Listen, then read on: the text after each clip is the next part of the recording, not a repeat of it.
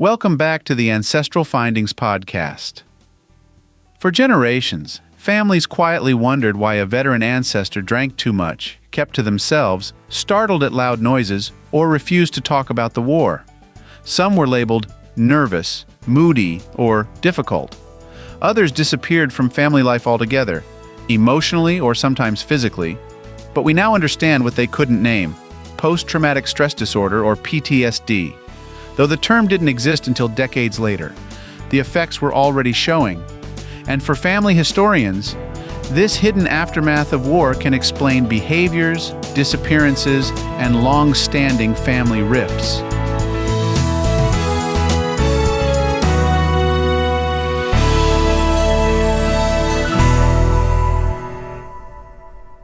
PTSD wasn't officially recognized by the medical community until 1980.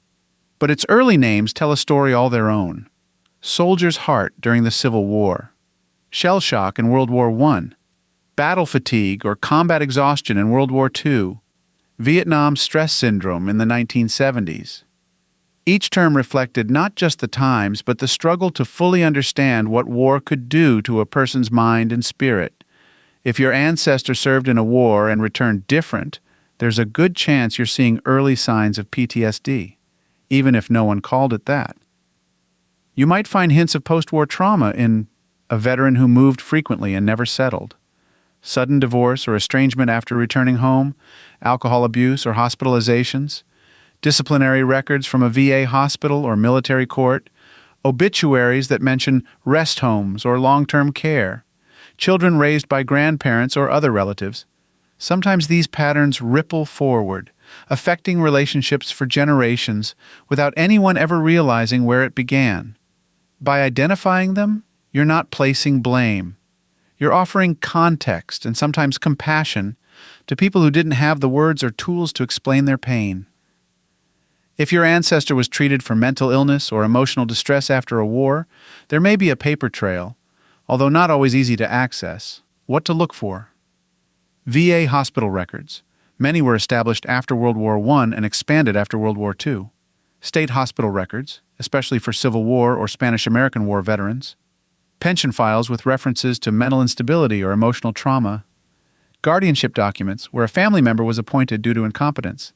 Newspaper articles, particularly in small towns, that noted court hearings or unusual disappearances.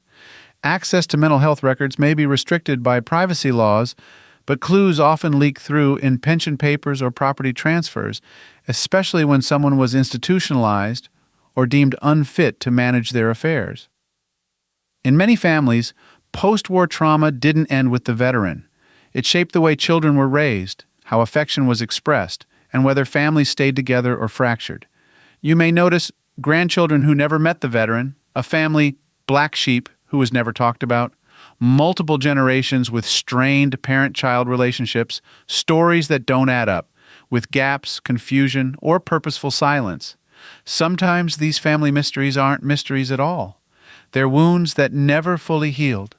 As genealogists, we aren't just keepers of dates and documents, we're sometimes the first in our line. As genealogists, we aren't just keepers of dates and documents. We're sometimes the first in our line to recognize patterns that were once buried under silence. One of the most meaningful ways to explore this subject is to include it in your notes, sensitively. It's okay to say something like, "After returning from service in France, Charles appears to have lived in various boarding houses and was arrested twice for public intoxication. These events began shortly after the war and may reflect difficulties adjusting to post-war life." You're not diagnosing anyone. You're giving future generations a fuller view of who this person was, not just what they endured, but how they tried to carry it afterward. Where to look for clues? Pension records, especially for Civil War, World War I, and World War II veterans, VA hospital admission lists, state hospital reports archived by state historical societies, city directories listing asylums or rest homes as a place of residence, court records for guardianship, commitment, or competency hearings, family letters, if preserved, especially if they hint at illness, silence, or fear. You might also try searching by name plus the term insane. rest home, soldier's home, or sanitarium in newspaper archives. These words reflect the era and can uncover records modern search terms might miss. Not every story ends with peace, but understanding what came home with the soldier helps explain so much of what happened after the uniforms were packed away. It doesn't change the facts, but it can change how we carry them. If your family has one of these quiet stories, a veteran who vanished, who couldn't speak, or who struggled until the end, know this. They weren't weak. They weren't failures. They were people who went through something unspeakable and tried, in their own way, to keep going. Your work gives them a voice, one they never had the chance to use in their lifetime.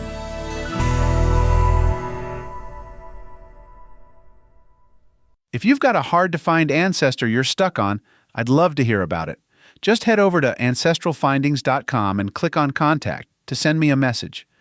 While you're there, take advantage of our free weekly genealogy lookups. Explore thousands of articles and enjoy hundreds of podcast episodes. We've been helping family history researchers since 1995. And if you're looking for even more, check out our Genealogy Gold Q&A series over on Patreon. Thanks for listening, and as always, happy searching.